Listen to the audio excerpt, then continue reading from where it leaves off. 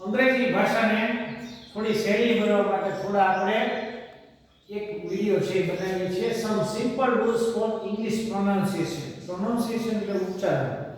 અંગ્રેજી છે એમાં કોઈ પણ શબ્દ કેમ વાંચવો ઈ મોટા ભાગે વિદ્યાર્થીઓને છે તકલીફ પડશે. આ વિડિયો દ્વારા થોડુંક છે એ આપણે સહેલો બનાવવાનો પ્રયત્ન કરીએ છીએ. થોડા ઘણા નિયમો જોઈએ. Some simple rules for English pronunciation, થોડા સાદા નિયમો અંગ્રેજી ઉચ્ચારણ સાથે. Words end with TI. અંગ્રેજી ભાષામાં તમે ઘણા બધા એવા શબ્દો જોયા છે કે જેનો છેલ્લા 4 અક્ષર ટીઆઈ વડે થતા હોય. ઘણા બધા શબ્દો તો ટીઆઈ વડે જે થતા હોય ત્યાં એનો ઉચ્ચાર શન એવો થાય છે. જો થોડા શબ્દો જોઈએ બહુ જાણીતા શબ્દો છે.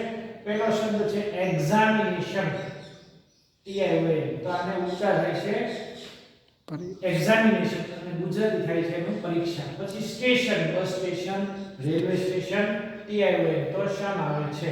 પછી રિલેશન શબ્દ છે, રિલેશન એટલે સંબંધ, જ્યાં જ્યાં ટીઆઈ વડે આવે ત્યાં શન શબ્દ આવે છે. પછી છે પ્રિપેરેશન, પ્રિપેરેશન એટલે તૈયારી. સેલિબ્રેશન, સેલિબ્રેશન નો મતલબ થાય છે ઉજવણી, સેલિબ્રેટ પરથી બનેલો શબ્દ છે. પછી નેશન, નેશન એટલે રાષ્ટ્ર, કન્ટ્રી દેશ, એટલે nation. India is our nation, તેમાં ટીઆઈ આવે છે જેનો મતલબ દેશ અને રાષ્ટ્ર થાય છે, એમાં ટીઆઈ શબ્દ આવે છે. ત્યાર પછીનો બીજો નિયમ છે કે ઘણા બધા એવા શબ્દો છે કે વર્ડ્સ એન્ડ એઝ ડીજીઈ.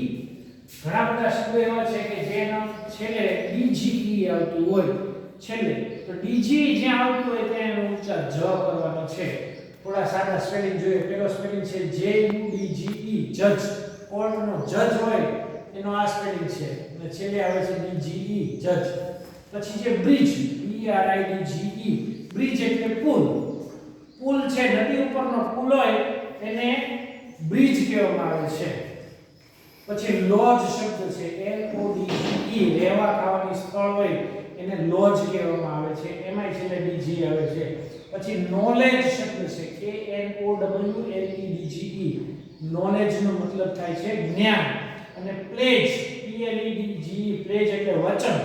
તમે જે તમારી પાઠ્યપુસ્તકમાં જે જુઓ છો કે ભારત મારો દેશ છે ઈ છે ને આપણી પ્લેજ છે, પ્રતિજ્ઞા પત્ર જેને કહેવામાં આવે છે, જેને પ્લેજ કહેવામાં આવે છે. ત્યાર પછી આપણે આગળ જોઈએ. ઘણા બધા શબ્દો અંગ્રેજીમાં એવા છે કે જેની પાસે TU વાળી આવે છે. TU વાળી જે આવે તેનો ઉચ્ચાર ચર એવો કરવાનો છે. દાખલા તરીકે ફ્યુચર, FUTURE, ફ્યુચર નો બોલો ભવિષ્ય. પછીનો શબ્દ છે NATURE, નેચર, એનો મતલબ થાય છે પ્રકૃતિ. પછી લાકડાના જે સામાન હોય તમારા ઘરે જેને તમે કહો છો ફર્નિચર, FURNITURE, તેને ફર્નિચર કહેવામાં આવે છે. પછી કલ્ચર, CULTURE, જો બધામાં પાછળ TURE આવે છે, કલ્ચર એટલે સંસ્કૃતિ. પછી ક્રીચર, ક્રીચર એટલે પ્રાણી, એનિમલ નો સમાનાર્થી છે, CREATURE, ક્રીચર એટલે પ્રાણી. પછી પિક્ચર, PICTURE, જ્યાં TURE આવે ત્યાં ચર ઉચ્ચાર કરવાનો છે. ત્યાર પછી આગળ આપણે જોઈએ. જો આ દરેકના ધ્યાનમાં એવું જોઈએ કે અંગ્રેજીમાં કે અને એન થી જ્યારે જ્યારે શબ્દ શરૂ થાય ત્યારે કે છે એ સાયલેન્ટ હોય છે.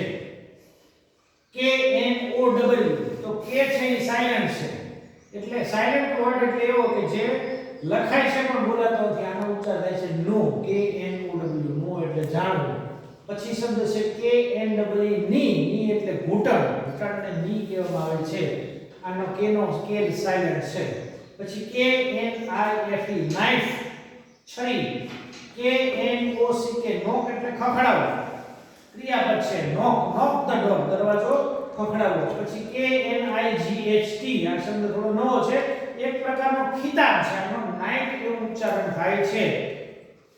અને નોલેજ, KNOLEDGE, નોલેજ એટલે જ્ઞાન. આ બધા શબ્દ છે કે એન થી શરૂ થાય છે, એમાં કે શબ્દ છે એ સાયલેન્ટ છે. આગળ આપણે જોઈએ. આ તમારા લોકોના ધ્યાનમાં આવ્યું છે કે જ્યારે W અને R શબ્દ ભેગા થાય ત્યારે W છે એ સાયલેન્ટ થઈ જાય છે. આ બધા શબ્દો એવા છે જેની શરૂઆત શરૂઆત છે W ને R થી થઈ છે. દાખલા તરીકે આ W R A P, W નો ઉચ્ચાર સામાન્ય રીતે અંગ્રેજીમાં વ જેવો થાય છે. દાખલા કે વિન્ડો, WINDO, ત્યાં વિન્ડો વ જેવો ઉચ્ચાર થાય છે, પણ અહીંયા બધી જગ્યાએ W શબ્દથી શરૂ થાય છે અને W છે એ સાયલેન્ટ છે. આનો ઉચ્ચાર WRAP, રેપ, રેપ એટલે લપેટવું. પછી WRINKLE, રિંકલ, રિંકલ એટલે કરચલી જે પડે છે એને રિંકલ કહેવામાં આવે છે. પછી રિસ્ટ, કાંડું છે એને અંગ્રેજીમાં રિસ્ટ કહેવામાં આવે છે. રિસ્ટ વોચ, કાંડે જે ઘડિયાળ કરો ને રિસ્ટ વોચ કહો છો તમે, તો આનો WRIST, રિસ્ટ. પછી આ શબ્દ ઘણો જાણીતો છે, WRIT, રાઈટ એટલે લખવું. WRONG, રોંગ, રોંગ એટલે ખોટું. પછી રેસલ, રેસલ, WWF ની ફાઇટિંગ તમે જોતા હો તેમાં રેસલ શબ્દ છે, પહેલો શબ્દ છે રેસલિંગ લખેલું છે. રેસલિંગ એટલે કુસ્તી, રેસલ એટલે કુસ્તી કરવી, આનો ઉચ્ચાર છે રેસલ થાય છે. પછી રાઇટર, રાઇટર એટલે લેખક, ઓથર નો શબ્દ વપરાય છે. હવે આગળ આપણે જોઈએ અનયુઝ્યુઅલ પ્રોનાઉન્સિએશન, એટલે એવા ઉચ્ચારણ કે જે થોડા વિચિત્ર થતા હોય, જેનો ઉચ્ચાર છે એ થોડો અલગ થતો હોય છે.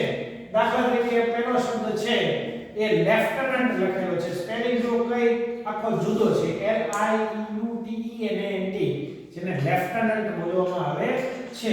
પછીનો શબ્દ છે COLONEL, કર્નલ, અને કર્નલ બોલવામાં આવે છે. આર્મીના અધિકારીને લેફ્ટનન્ટ અથવા કર્નલ કહેવામાં આવે છે. સ્પેલિંગ છે થોડો વિચિત્ર છે. પછી ROUGH, રફ, GH નો ઉચ્ચાર અહીંયા ફ થયો છે. પછી TONGUE, ટંગ, ટંગ એટલે મોઢાની જીભને ટંગ કહેવામાં આવે છે. સ્પેલિંગ છે એ થોડો અનયુઝ્યુઅલ છે. પછી ચેક, CHEQUE, ચેક, આ ચેક કયો છે જે બેંકમાં તમે ચેક આપો છો ને ઈ ચેક, એનો આ સ્પેલિંગ છે. અંગ્રેજીમાં બીજો ચેક કે છે CHECK, ચેક એટલે તપાસવું, પણ આ ચેક નો સ્પેલિંગ છે બેંકમાં જે ચેક આપો છો એ. પછી આ છે સ્પેલિંગ એ થોડો વિચિત્ર છે, PSYCHOLOGY, સાયકોલોજી, મનોવિજ્ઞાન, એને સાયકોલોજી નો સ્પેલિંગ છે p થી શરૂ થાય છે. પછી બીજો એક વધારાનો સ્પેલિંગ છે QUEUE, સૌથી વધુ સ્વર હોય એવો એક સ્પેલિંગ છે, એક સાથે ચાર આમાં સ્વર આવે છે. UE આ ચારેય સ્વર છે. Q એટલે લાઈન, કતાર જેમ કહેવામાં આવે છે. પછી આ સ્પેલિંગ છે રિધમ, RHYTHM, રિધમ, સંગીતને લગતો શબ્દ છે જે થોડો પાકો કરવો પડે છે. થોડાક સિમ્પલ રૂલ છે એ તમને આમાં કામ લાગે છે. પછી છેલ્લો સ્પેલિંગ છે લેંગ્વેજ, લેંગ્વેજ નો સ્પેલિંગ એ પાકો કરવો પડે છે. લેંગ્વેજ એટલે ભાષા. આ જે છે એના દ્વારા થોડાક મેં તમને સિમ્પલ રૂલ કીધા છે જે ઇંગ્લિશ રીડિંગમાં તમને છે ઉપયોગી નીવડી શકે તેમ છે.